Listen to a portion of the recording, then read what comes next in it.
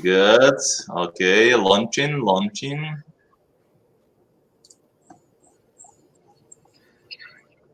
I think we are live.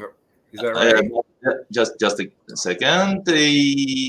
And now, yeah, guys, hello. After the tasty lunch, I'm happy to introduce the next panel discussion about trends of hyper and hybrid casual in 2022. And the moderator is Luke. Please introduce your guests. Hey, everybody. My name is Luke Stapley. I am the marketing director at Cocos, the world's largest open source game engine. And I'm here with three of probably the most well-known and well-versed companies that are going on with hyper-casual games. So this is a great opportunity for any of you to figure out what's going on and where we're going in the future. So let me introduce each person and give them a little discussion of who they are. First, we have Artem Chupryna. He's the publishing manager at Kwalee. How are you doing today, Artem? Oh, hello. I'm doing fine. Thanks for having me. So yeah, I'm Artem. I work at Kwalee as a publishing manager. So actually, my main responsibility is going to be like to find the new hit games and of course the best developers in the world. So yeah. Great. We also have Uri Ron. He is the market research expert at Supersonic Studios. How are you doing, Uri? Hi, Luke. I'm fine. So I'm basically the market research lead at Supersonic. So if publishing managers and game designers work on our game, I have much more time to play other publisher games. I play most of the day. I research. I share the insights with our managed studios. Did the same role for the past 6 years, but only joined the hyper casual a year ago. It's very interesting. Trends always change. Happy to be here. It's great to have you here. Also, we have Yotam Wilson from Moonee. How are you doing? Very good, Luke. I'm the lead game designer at Moonee. I lead the game design team, which basically leads developers from day zero, from prototypes, ideation, production of the game, all the way to publish. Oh, great. So let's go ahead and let's just get started. I'm gonna just lay it out there. Everybody wants to know. This was the kind of the whole idea of what this whole discussion is about, is the trends. So I'm going to talk to Uri because it seems you're the one who gets to play the most games out of all of us. Yeah. And your kids, from what you were telling us, your kids are also playing some of the games for you. Sometimes. What's been the trend this year? What's been something that you've seen that's been really exciting and you've seen a lot of great growth out of? Yeah, so definitely 3 categories kind of dominated top charts, starting from runners. Runners have always been trending in top charts. So every few months there is a different trend in runners. It used to be narrative runners, and now it's runners with multipliers, such as Stallman Run that we actually published a few weeks ago and is doing very well in top charts. So runners are always relevant, always in top charts. Another interesting category is TikTok, simulation games coming from viral videos. If you see any TikTok video that 10 million views, it can become a game, a hyper casual game, a very successful game. We had Color Match that was doing very well. Again, all starting from some kind of viral video from TikTok that had millions of views, and you don't think that it can be a game, but then you start the prototype phase and the marketability, and you understand that you got a good hyper casual game. And the last category is Idle Arcade.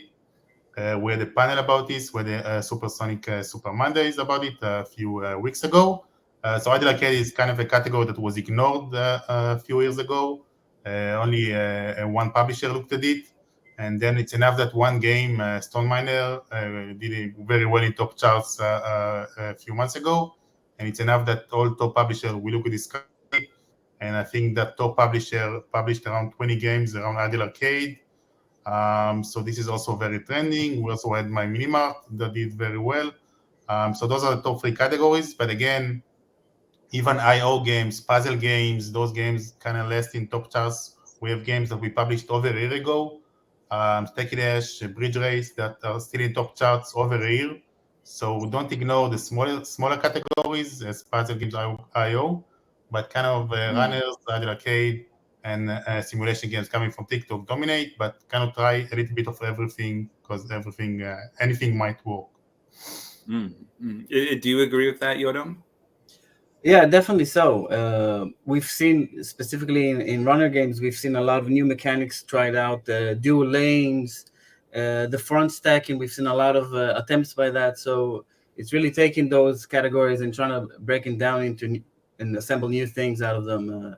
So I agree with that, and I think there's still room to grow there in all of those genres. Definitely. We also seen some auto battlers, which are like merging different units and battling. We saw a few of them this year as well. And the interesting thing we saw this year, apart from Wordle, which is like this anomaly which we all experienced, I think we had some sorting games really do well this year, which was the surprise. I'm talking about the fridge sort or unpacking sort of games, which was interesting to view as well. Yeah, I've been seeing a lot of these kind of unpacking games as a kind of a what do you call it? A relaxing kind of idea where people just want to relax, and for some apparent reason, stacking things or putting things away in their proper order seems to be really getting a lot of people going. Artem, is there any other genre that you're seeing that's just really picking up? I absolutely agree with everything what you just described previously. Arcade title runners, this is like the massive, let's say, hit right now on the market.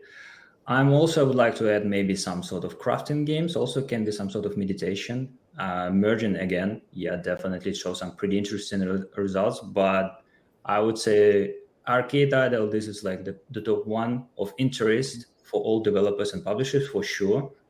And there are a lot of possibility to add more innovation in the gameplay, try different themes. That yeah.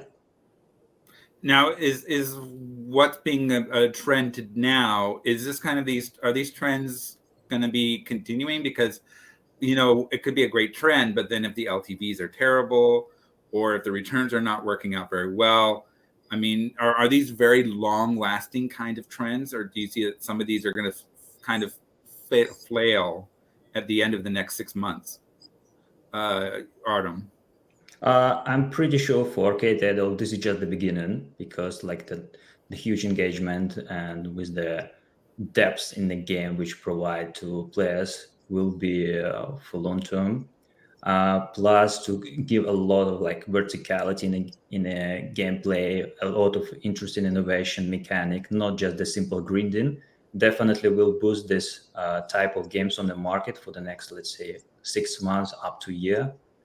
And for the classic, let's say, hyper casual games, definitely it still be on trends all the time. I would say maybe wavily, so it can be became like a bigger hit for the next couple of months. Then it can be sliced down a little bit, but for sure, like the classic ultra casual, some TikTok trends games which gamified it, yeah, definitely will be still popular. Yuri, do you agree with that? I mean, there has to be at least a couple of these genres that are hot right now are probably going to have to fizzle out in the next few months. Yeah, so definitely runners are here to stay. They have been in top charts for a few years. Every time there's different concept with runners. And talk about TikTok. Think about TikTok has over 1 billion, I think, users every month, I think. So think about a viral video going on TikTok, and you have hundreds of millions of users watching the same video. And then a few days later, you have a prototype advertising, go play this game, which is based on something that you just saw on TikTok. So this is a great start for good marketability. So we see TikTok being more strong. If there was only one publisher, Crazy Lab talking on TikTok. Now we have auto publisher. We talked about the fridge sorting games. Again, if you go to TikTok, you find those videos create millions of views because again, it's satisfying ASMR. So we see more games from TikTok. And around idle arcade, I mean, it's very hot now. I think it gave the top publisher something different. Suddenly you have games with extremely very high playtime, which is not the typical hyper casual 30 seconds for each level. So it's giving you something different to play with, and we all want to diverse our portfolio and not only do the same games. So idle arcade is strong now. It's going to be less strong in the future, but again, every time there is enough that there will be a one strong game in top charts, that will stay 2 or 3 months in top charts. It can start a new trend, and you can see many companies doing something similar. So trends kind of evolve all the time, change. You never know what to expect. Oh, then I'm Yotam. You got to help me out here. I mean, it sounds like everything you guys are saying is going to be the trend for the next 6 to 12 months. I mean, there has to be something that's going to be starting to go down in the hyper casual market, right? Right, but when I look at arcade idols, first of all, they lend themselves really easily to like new gameplay. So it's easy to come up with arcade idol ideas. You just take any like everyday profession and you make it into arcade idol. I think we'll actually see, as Uri said, a little fizzle out there, some hangover from a few disappointments maybe of the developers. But once we crack new combinations of them, because we mentioned a lot of different trends, a lot of different mechanics and genres, new combinations of them are going to just spark them up again and make them viable once more. So I can't really say that anything is just going to die out and disappear, because you can always combine it and find new ways to present it, either with a new theme or a new mechanic or genre. Yeah, So do you think that also, sorry, just wanted to add one thing. This is the question of innovation. So how more innovative your game will be, like the better experience to players we can provide. And that's going to be the main marker for these trends, let's say, for the next 6 year. Okay, so yeah, because it seems like that is the biggest thing with hyper casual. When you talk to a lot of hyper casual developers, it's always about innovation. Innovation is probably if you don't have any innovation, you're probably going to be dying out pretty quickly. Mm-hmm. Do you think that we're going to run out of steam with innovation? I mean, it seems like like you guys are saying, it's all going to be continuing. There's always another developer who's got a crazy idea that's going to work. Yeah, I'll give an example. Look at the FPS space. The first-person shooters, we felt like they kind of slowed down, but then people started trying new things with them. Not the traditional FPS on-rail shooter, stuff like Giants Wanted and other games that just use the first-person perspective but give a different experience. And we saw a few of those this year, and I think there's still like space to grow there. So that's a good example for something that kind of slowed down but found a new way to the top. So what types of games do you think are kind of on the cusp of getting hot? I mean, there's always a lot of opportunity. Like for me, I've been seeing a lot of story based in the regular mobile apps side, where there's a story behind the game, even if it's a very basic casual game, or maybe something else going on, like a quick some kind of like twitchy kind of games, for example, like Geometry Dash. Are there kind of anything that you guys are seeing that are starting to percolate that are not hot now, but are going to probably get hot pretty quickly? Uri? First, I will start the innovation. I mean, a lot of games that we see published take something that was already in top charts and just give it a little bit of a twist. For example, Crown Masters was in top charts for over a year. It's a crowd with multiplayer gates, and we had Tournament Run a few months ago that is doing very well in top charts, which is the same multiplayer gates runner, but instead of a character getting taller. So I'm saying sometimes you can see like top publishers. I mean, most of the time they will try to innovate, but sometimes they will take something that works and change the mechanic or change the gameplay, change the theme, change the concept, or do some changes enough to create a new game. But sometimes it's more of the same. Around the new categories, we just published a story game, Become a Queen. We as a publisher, we kind of try everything. We don't limit our studios just to runners, just to one category. We kind of test everything that has good marketability, good in-game, good LTV. We try to progress with it. So it's kind of try everything here as well. Some things work better. I didn't think a story game can work in hyper casual, but we have a story game that has good KPIs, good metrics. So we published it. Hope it will stay in top charts. Yotam, do you have anything else?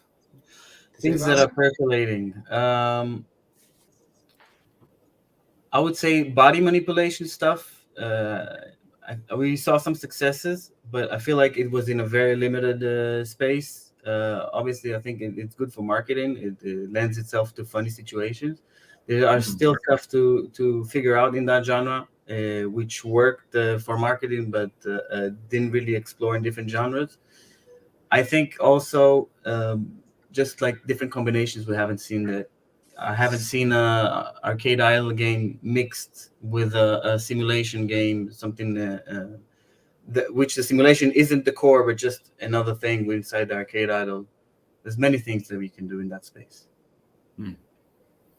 Artem, is there anything I that would you're like seeing? to add. So first of all, we always need to keep in mind that the general rules of hyper casual haven't changed.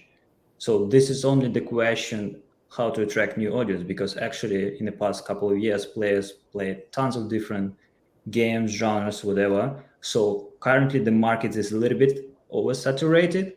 So this is the question: what kind of innovation, twist, hook you can find and provide in your ads, how to attract your players? This is the most important questions here, not exactly what specific, let's say, mechanic could be entranced in the next 6 months. This is just the question how creatively you will be during the production and how you can sell it better. And that kind of goes back to another question I have, is like not only selling it, because we have a lot. I mean, we anybody who is on any app is going to see a ton of hyper casual games. They're pretty much saturating the ads market everywhere. It's more of a question of when are we going to see, for example, an Atari moment where people are just going to go, there's too much, I can't keep up, I'm just done. Is that yet to happen? I mean, I'm guessing not, because I did see when looking at a couple of places, it seems like the hyper casual space is growing exponentially, even after many years ago people were thinking it was going to die. Yeah, I'll take this one. It's just the mobile space is growing still in general. We see games that we haven't seen before, and I've seen gamers that haven't been in the mobile space before. I have a lot of hardcore gamer friends, and they're playing Wild Rift. They're now playing Apex Legends. So there's still growth in the mobile space in general. And hyper casual, all the new genres we've been talking about, they contribute to the growth as well. We cover new grounds, and there's still more room to go. I mean, all the creative minds here and in the studios are thinking really hard how to do that, and I'm sure there'll be more growth. On the consumer side, I don't think that they feel what we feel, because we compete with each other, and we kind of feel like, okay, this space is getting kind of crowded. I think on the consumption side, they're just enjoying the new stuff that we throw on them. But does that make it a little bit harder for you guys? I mean, I can talk to like you, Artem. I mean, it does kind of place a lot of difficulty for you. You have to continually add more and more to keep things going. Is there an issue with your team with having enough kind of library to keep people active and interested in working with or playing games from the Kwalee library? I would say there is no like a huge problem overall. This is like the creative process of like to make the new games. And plus, if we take a look in the next, let's say in the past 6 months, we noted that the polishing of the game extremely increased. This is the main factor how we still see the huge potential in hyper casual, because players all the time get some new experience. This is the most important things actually in the games, to get something new. Wow effect, let's say, satisfying, like engaging. That's actually what works right now, and I'm pretty sure it's still keep growing and growing from year to year, because there is no the cap what the experience you can deliver to a new potential players. So Uri, I have a. Yeah. I'm sorry. Go ahead. Yeah. So we talk about the hyper casual games growing. It started with COVID, that everyone started to play games. But it's not only growing in downloads. It's like building a publisher business for the long run. That's improving ideation, improving the entire process with the studios. It's working on monetization. So if like 2-3 years ago, publisher and studios only cared about downloads and getting as much as downloads as they can, now it's like monetize better, getting more from the game. It's also the creative, which is taking like games that were published. I see sometimes games that were published 3 years ago, and they're still in top charts because they also run new creatives to attract new users. So this hyper casual is getting much more mature. So it's not only downloads; it's only improving the entire process, everything from the scratch, from the beginning, getting things automated, everything to scale as max as we can. Oh, that's good. I think this is one of the fun parts about the game industry is how, a lot of people say it's the gameplay that makes the games fun. And I think one of the hyper casual is probably the ones that are really taking advantage of that with so many opportunities. I did have a question from the audience for Uri. Are you predicting customer LTV in advance before you embark on advertising campaigns? We look at everything at the beginning. We test marketability very early, not only on Facebook, but also on SDKs, on TikTok as well. We looked at LTV. We looked at a lot of things very early. If like 2-3 years ago, unbaked games were launched to the market, now we make sure that LTV is good enough, marketability is good enough, and we publish a game in order to scale it. We don't just publish game and like leave them inside. We want to make sure that we can push the games. So we test everything early, marketability side, the KPIs side. We look at all the in-game metrics very early instead of just working a few months on a game and then decide we don't want to publish it. So we look at everything very early. Okay. I have another question for everybody. Somebody asked about puzzle games, and there are a lot of different puzzle games nowadays. We have Match 3. We have card puzzles. We have merging puzzles. We have elimination puzzles. So what kind of puzzles are working for you and that you're thinking is awesome? And also, what are some of the themes? Because I've seen a lot of different themes. I mean, Playrix does gardens. One of the companies that works with us that uses Cocos Creator is doing design, kind of interior design, which is pretty cool. What kind of themes are working out for you? And let me ask, who did I not ask for a while? Let's try Yotam. Yotam, there we go. Yotam. All right, so I would start by saying puzzle games are probably the hardest to nail down. They do have a long tail, and people play them quite a bit once they got hooked. But they are hard on the marketability side. And I would say traditionally, you have the clean puzzles, kind of like the 2 dots, which work really well. But also, I mean, this is more of a casual side, on-theme stuff with the mansions and decor really took a nice lift last year. I would say that in the hyper casual space, the last good puzzle that I remember, I'm kind of excluding the other stuff that you haven't mentioned, but stuff like Match Hit, which took hyper casual sensibilities and mixed them nicely with the Link puzzle, I believe it was. So there is new stuff to discover there, I believe, if you look at maybe the successful runner themes and try to apply them on this space. The result might be interesting. Uri, what do you think? Yeah, as Yotam mentioned, like puzzle games usually have a long tail. We see games that were published a year ago still doing very well. And you also mentioned the merge games that is now in top charts, the merge master game. So merge was kind of mechanic that started with Evermerge, with Merge Mansion, with Merge Dragons as well. So what hyper casual did is like taking a big map and moving around and making it into a smaller area.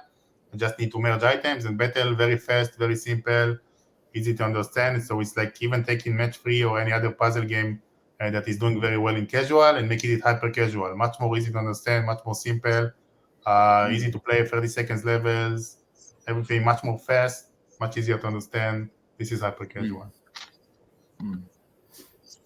Artem, it's your turn. What do you think? About puzzle? Oh, it's a great question. So I would say absolutely agree with everything what you just described previously, and also I think maybe just there is this space for narrative themes to add in puzzle games. Also, don't forget, yeah, so you can add some puzzle mechanic almost on any type of hyper casual games.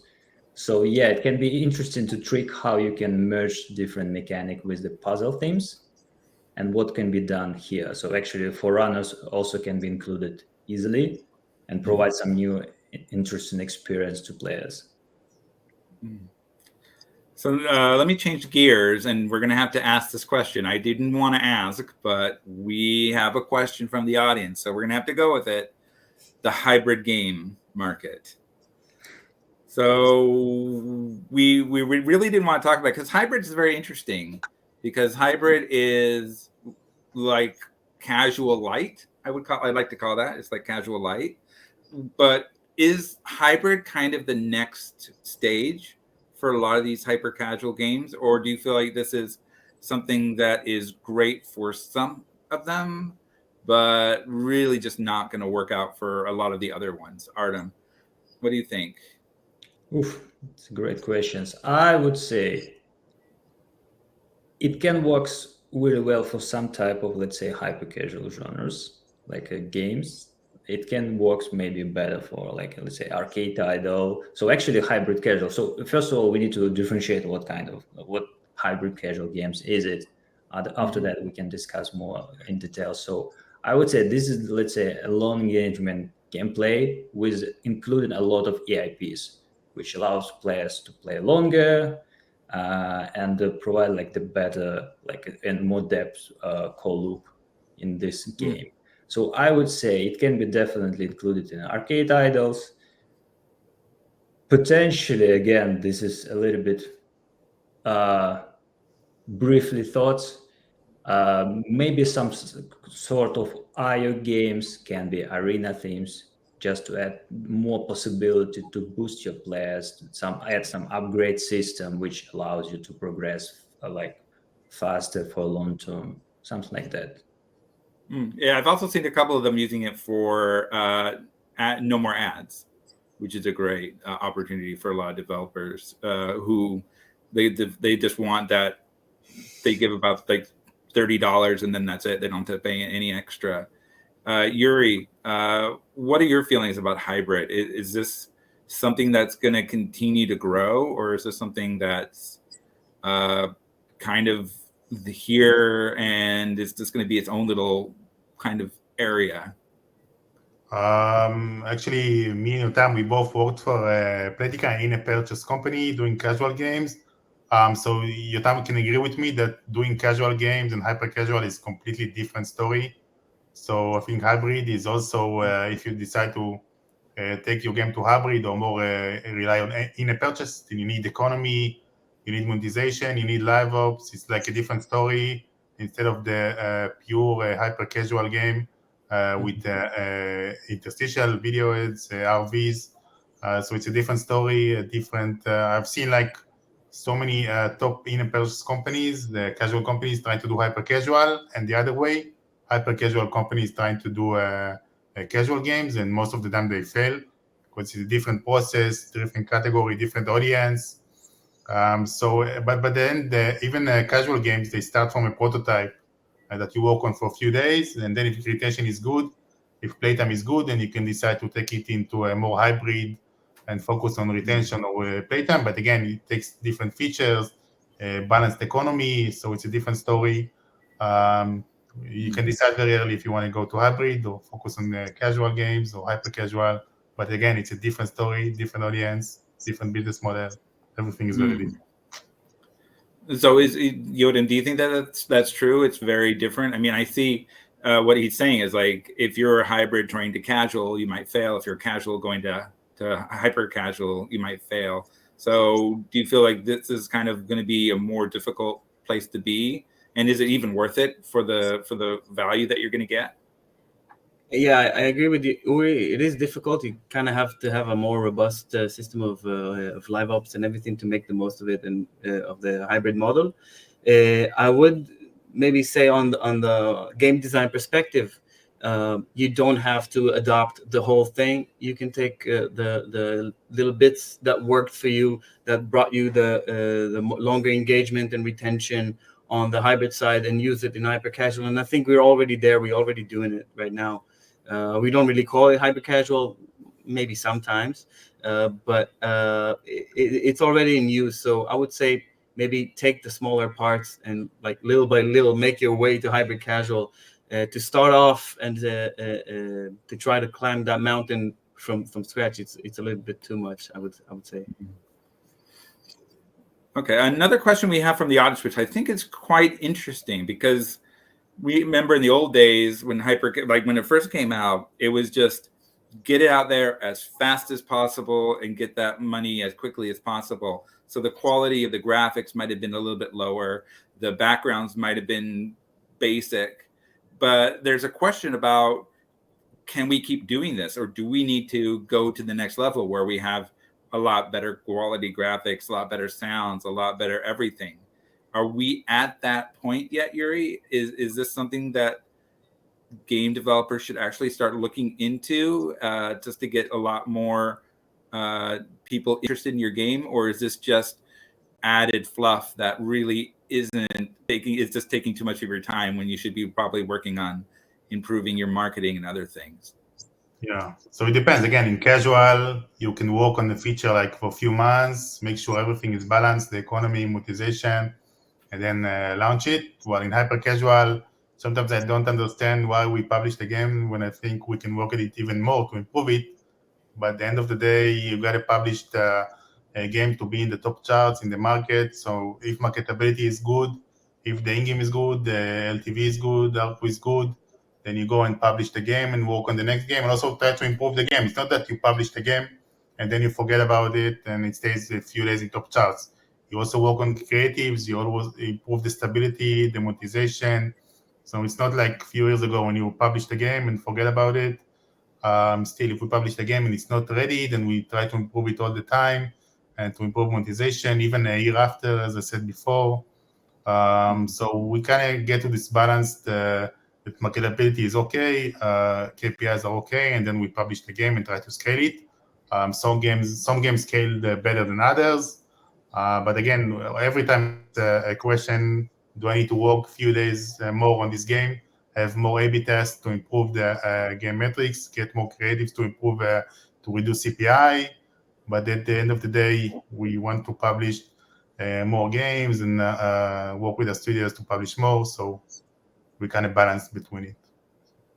Well, that's interesting, Yotam. That makes me question. Is like maybe it's better just to get it out there now, and then as you see it's doing good, work on improving it to keep your lifetime, the LTV up. Would that be a better strategy then? I think we mix those strategies. It all depends on a game by game basis. We've seen games which are hot right now, and there's a hub going up for a certain trend or something, so you want to get to market quickly. On the other end, we've seen games being in production for 6 months and really mature until they're a profitable product as well. Hyper casual has always been about being quick, but then the requirement to be accurate with your game became more apparent once the games required more production.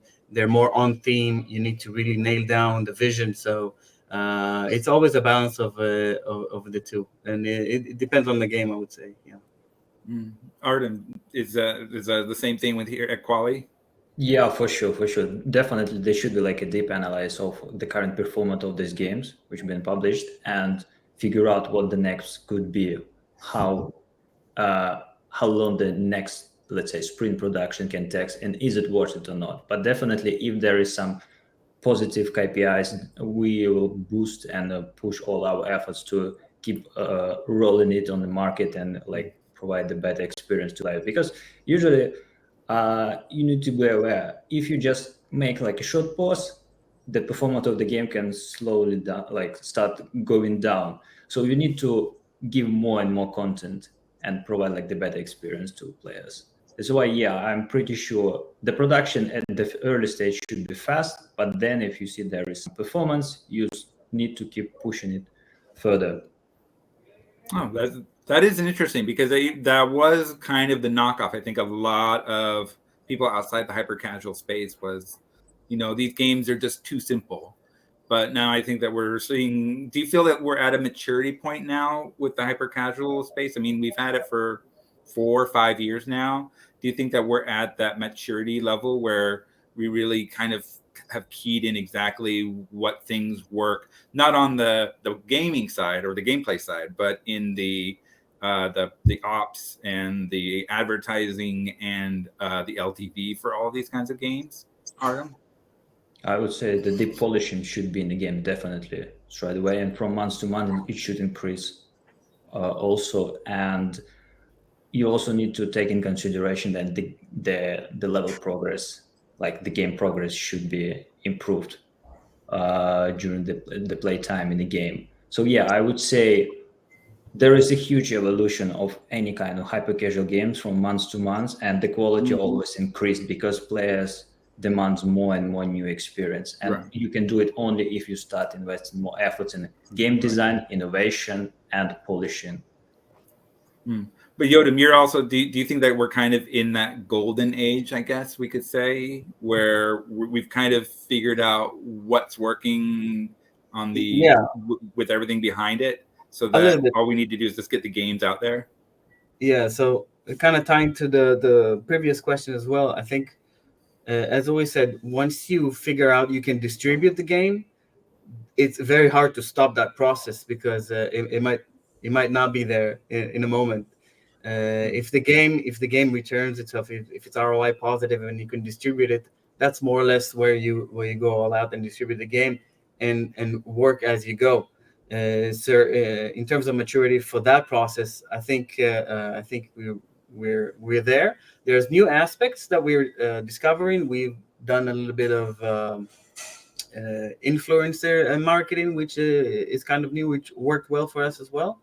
So there's some development, but I think in general the business model and the pipeline is matured, I think, and there's going to be some tweaks, but it's more or less going to be like this for the next few years. Uri, do you agree? Are we kind of at that golden age where we're kind of know what we're doing on the back end? Yeah, but we kind of like adding features all the time. So for example, casual games have much more features and depth to increase retention and playtime. But in hyper casual, you want to add another layer of progression, but keep it very simple. For example, we've seen like lots of games recently these upgrade buttons. You have 3 upgrade buttons where you earn gems in the game and kind of close a loop. Instead of like 2-3 years ago, there was a skin store. So you use the gems to buy skins, which is okay. But now you kind of upgrade your abilities. It kind of helps retention because now you are better, you are improving. You started as a small character, but now after playing for a few minutes, even in other, for example, a very small map, and then after a few minutes of playtime, you have this huge map, and you unlocked so much. So it's adding those small features to improve retention, and like there's still so much work to be done on improving the in-game by doing these very simple features. So there's always room to grow even inside the games, and not only marketability-wise. Yeah, and that was something I found that was interesting. You were just talking about, Yotam. You were talking about influencers. I've seen a couple of YouTube influencers like Jacksepticeye or Graysteel Plays. He's been doing a lot of these kind of hyper casual games and making very funny videos. Are these kind of are these going to be kind of a new way of getting people interested in your kind of game, is having these kind of influencers playing on YouTube and getting tons of trending views to get them playing your hyper casual game? It's been like that since day one. If we consider day one to be Flappy Bird, it's been like that since day one. It's kind of more intentional now.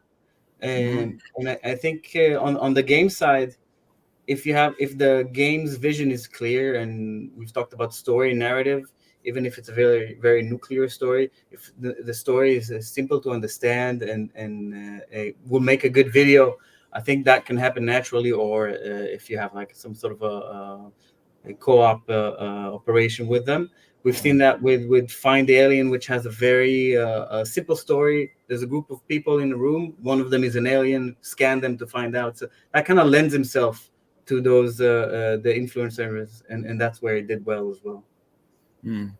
Artem, is story very important nowadays for some of these games? I find a couple of them have very, very, very deep stories, and some of them are pretty much like save the girl from the police officer. It seems very, very direct. Yeah, I'm pretty sure the stories for some type of games can be really crucial and interesting, especially like puzzle games, maybe some arcade idle games based on a level where you go through the progression and you open a new, like more and more story behind it. So yeah, it can be different, like interesting approach how to attract new audience to your game. Uri, what about you about stories? Do you have any questions about stories or comments? I'm sorry, not questions, comments. You can mention influencers as well. It's interesting. Even Archero kind of started with PewDiePie, I think, mentioning this game, and it kind of boosted. So we try and influencers more on the marketability side. So we kind of test everything. We've seen this work in a casual game, in a purchase game.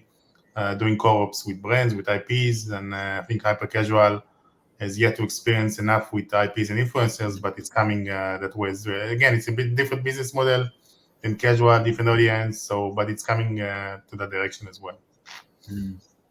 So I'm going to do something interesting. I didn't set this up, but I thought this would be fun. I'm going to each ask you to think of a question that you want to ask the other panelists that you think that you would like to know from them.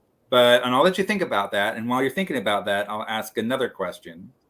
And the question I have is from the chat.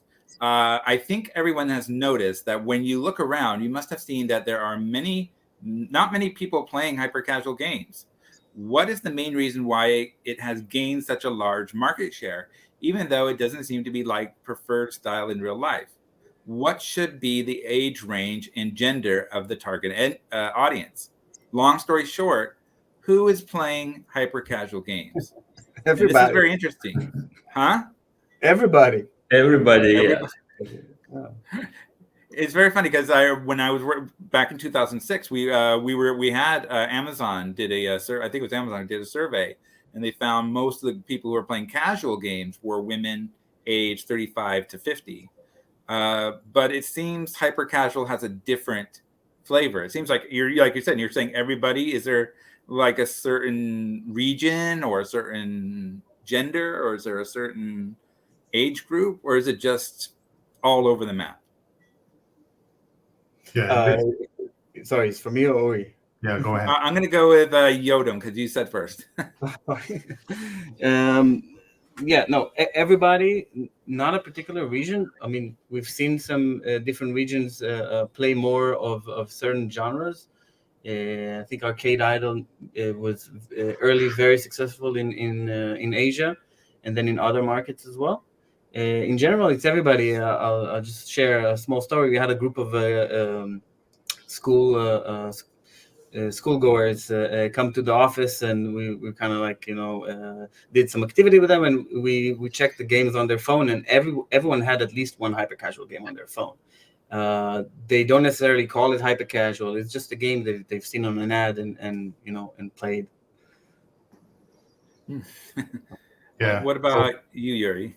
Yeah, so everyone, as Yotam said, everyone plays. I heard also stories about a businessman that is making lots of money. In the meetings, he used to play like hyper casual games. So even a businessman that has, instead of meetings, boring meetings, he can play hyper casual games and not paying for remove ads. But again, everyone can play hyper casual games. I mean, I think you can even think about it as like TikToks. The now generation, the younger generation, they want everything fast. Like they want to watch as much as content as they want in a few minutes, and this is hyper casual. They can play a game for 2 minutes, then move on to the next game, play another 5 minutes until they are tired of this game. They want to install a new game, they install a new game. So everything is super fast compared to casual game where you need to play like for a few months in order to progress. You progress very slowly. At one point, you have to pay in order to progress. So it's kind of different generation. Again, also puzzle games, more mature audience play them. But I think that everyone aged like 10 to 30, 40 play hyper casual games. Even more, it's just, I don't know who asked this question, but maybe it's not around the people that play hyper casual game. But as Yotam said, everyone have like a few games in their phone. So Artem, same thing? Yeah, definitely. So I would say the hyper casual audience won't disappear because everybody are looking for some sort of fast, satisfying gameplay experience, which can take, let's say, up to 5 minutes. And the hyper casual actually can provide this experience. That's why the audience are absolutely huge. As Uri said, between like 10 years old up to even like 60 years old. Only it can be a little bit targeted by audience if it's more, let's say, like focus mostly on female audience. But overall, the main idea of hyper casual, this is for everybody. So this is like a neutral game, which let's say a young kid can take and try to understand what the gameplay is about. Or if it's like your grandma start playing this game and also will start smiling. So yeah. Okay, great. All right. Well, now that I've given all of you guys opportunity to think about your questions, I'm going to go with Yotam. What question would you like to ask Artem and Uri? What was the favorite game that your publisher published recently? Like from the catalog of games that you published last year, what was your favorite game? Good questions. I definitely said this is the airport security, like a simulation game when you have this sort of power, and plus you have a lot of funny situation when you can judge the NPC in the front of you, like, oh, this is the wrong passport, I know, get out of here, something like that. So yeah, I like this funny stories behind these levels. Definitely, that's it. Yeah, I mean, I have to say that I can't choose one game because like my job is like playing as more games as I can. So I kind of play a game for 5 minutes and then I know it's very a good game. I want to play it more, but then I say, okay, I got to test more game. I got to play more games. So in our Supersonic games, like if I have to choose one game, I don't know, I guess Color Match was a very good game. Color Match, again, coming from TikTok trend, but again, everything is time consuming and very fun to play. I think my favorite one right now is there's a shooting game. I believe it's got a weird name. It ends with it's a very strange, one of those very fast, like 15 level fighter jet games where you upgrade rogue style upgrades. It's been very fun. I've had some fun times with it. And it's I believe it was because of how well it did as a hyper casual game on WeChat, which was originally on. It's actually made themselves into a full app that you can download. So that's been fun to play. Because I want to answer some of these questions as well. So Uri, what about your question? Maybe around so mobile games have been around like in the past 10 years, for example, and with COVID, like everything boomed, everything scaled very fast. And I have a question, like, where do you see this industry, the entire like gaming, mobile games, hyper casual industry, like 10 years from now, from your perspective? Like, do you think, where will it be? I don't know, VR, I don't know, something else. Where do you see the gaming industry 10 years from now? Interesting question, and a little bit tricky how to predict what unpredictable. Definitely, I think there is like the space to discover what can be in VR or augmented reality. Why not? But I'm pretty sure the mobile gaming will be the same. Only we'll see a way higher polishing quality, maybe some innovative new type of genres in the game. Why not? Or we'll see like the old fact type of gameplay which we had in the 90s or whatever, which like recovered in the future. Who knows? We'll see. I'm really curious to see what even gonna be in the next 2 years in hyper casual market? For sure. Yeah, very challenging question. I'll try to answer it. You mentioned COVID. That kind of killed off the AR go to the street games, like Pokemon games. So that's going to come back in the near future because we're kind of opening up. But 10 years from now, man, VR, I own a VR set. I don't see it kind of more integrating. So I'll put that aside. I would say in the next 10 years, we're probably going to have full-on esports. I don't mean like a niche, like a top leading esport title on the phone. More and more multiplayer experiences are going to be easier to develop, and maybe some Neuralink stuff, whatever. It all depends on Elon Musk. Let's see what happens. Yeah, I'm kind of right with Yotam. I think competition games are probably going to be a big hit in the next 10 years. We know, especially in Southeast Asia, there's a lot of opportunity for mobile esports. There's a lot of right now currently. So having the opportunity to have kind of a competition, either like, for example, a DDR style game or or one of those other ones where it's very twitchy kind of games, that could be one opportunity. And I think that's going to be something else. That's going to be you'll probably see one hyper casual game in an esports competition, which will be very fascinating, I think. Okay, and then we have Artem. Oof. Okay, questions.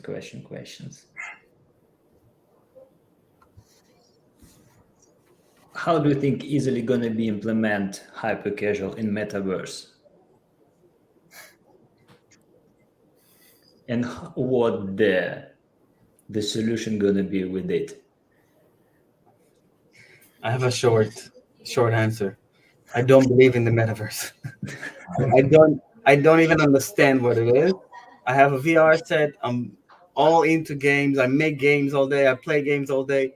I have yet to understand why or what is the metaverse and why is it interesting or how does it provide something new apart from letting organization recruit money and get investments. So that's my answer.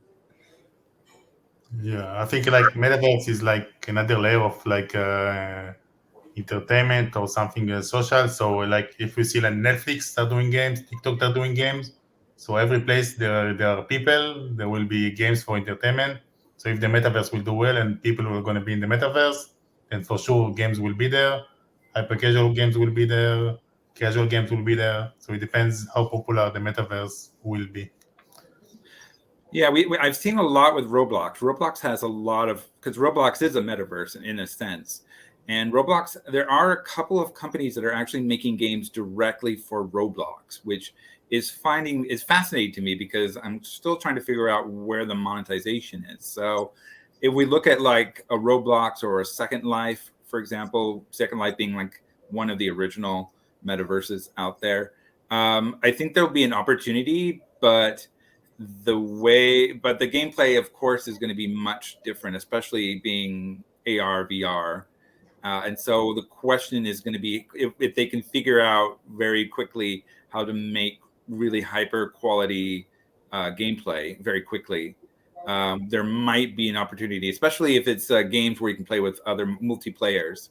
I think that'll be probably where a lot of people are going to have fun, where they can have kind of like they were trying to show off on Facebook with the table tennis. Those are good opportunities, but the question is going to be is how well can they implement it and how quickly will it be of an interest. I don't think, like you said, for now, the metaverse is just kind of in the mainstream is kind of growing, and we will see. I mean, our company is working with another company for their metaverse here in China. So we'll be having opportunities to try it out and see what happens. So it'll be fun to know. But okay, I think we have time for one more question, and I think this is a good one. Is there a formula on how to balance grind versus play to win? And I'll ask Uri first. Yeah, we're more focused on like you hyper casual, not play to win. It's a different category. I don't know. I'm not the one to answer this question. But let's start with someone else. Okay, we'll pass it to Moon. We'll pass it to Yotam. Yeah, I'll try. I would assume that first of all, the grind has to be fun, and that's usually what drives the hyper casual games. Still, the player is trying to get to a goal. If there's too much grind to it, then that player will churn. The formula is to follow your events, and I mean the in-game events, and just look at the data and see what the drop off are, and offer meaningful ways to progress, which don't feel like they are out of the game. Like give them something to use in order to bridge the gap of the grind, and I think that usually works. For example, if you have a mining game, but the mining challenge is too much, so give them maybe a booster for a reward video that will boost their performance for a small period of time and help them with that grind. So that's my approach for hyper casual. Yeah, I completely agree. So grind shouldn't be monotonous action. So it should be fun, engaging, and all the pay to win, let's say, all the RV, as you said, it should be really rewarded if the players watch it, what exactly he or she can get for it. And is it going to be fun enough to waste your time to watch extra RV or something like that? So this is just the balance, how not to push players to watch something, like to get some boost in the game or pay for it. Okay. All right. And a very quick 5-second answer. How did IDFA affect your revenue for this year? Very quickly. 5 seconds. Yotam. I cannot. Sorry. I'm not. I don't have that information. Okay. Uri. Yeah, same here. Okay. Artem, I guess no, not you either. The same. It did cause a lot of issues in the pipeline. I mean, we had to do some adjustments, but direct revenue effect, I don't have those numbers. Okay, that's fine. It requires some adjustment. Yeah, I had that question here in the messages, and I don't think anybody here is in that region. I think all of us here are just playing games for fun. So and working on how to make them even more fun. So I want to thank all of you for coming over and taking your time to answer all these questions and sharing some really great insights. I think people here are going to have a lot of great things to think about from what we heard from you guys. So I want to thank you, Yotam from Moonee, and I want to thank Uri from Supersonic Studios and Artem from Kwalee, some of the best companies here, for taking their time. And we hope to see you guys in the next conference or future if you guys have another conference talk. Hope to hear from you there as well. Cool. Yeah. Thanks, Luke. Thanks so much. All right. Thank Thanks, you. everybody. Bye, everyone.